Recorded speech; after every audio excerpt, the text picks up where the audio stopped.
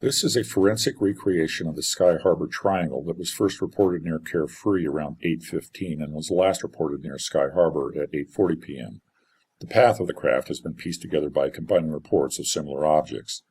We begin with a view from the intersection of Lone Pine and Scottsdale Roads, 2 miles away from the craft as it hovers 1,000 meters over Lone Pine and Pima.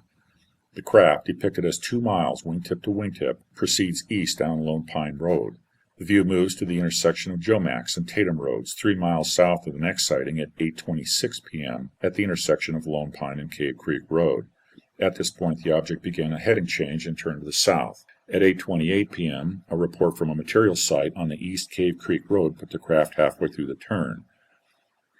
This view is to the west from a point above Jomax and Tatum, roughly 3 miles from the center of the craft.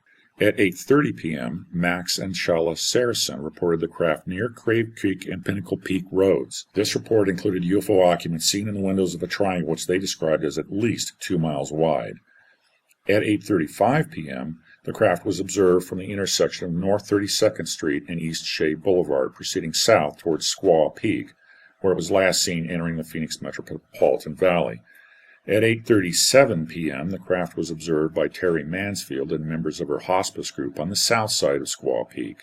The next vantage point is the first publicly shown recreation of what then Governor Fife Symington would have seen as the object flew over Squaw Peak.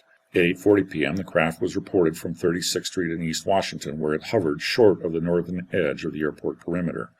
The final view is a recreation of what the tower crew would have seen had they been looking due north. Some reports have this craft departing directly vertically, a truly astounding conclusion to a truly astounding series of observations.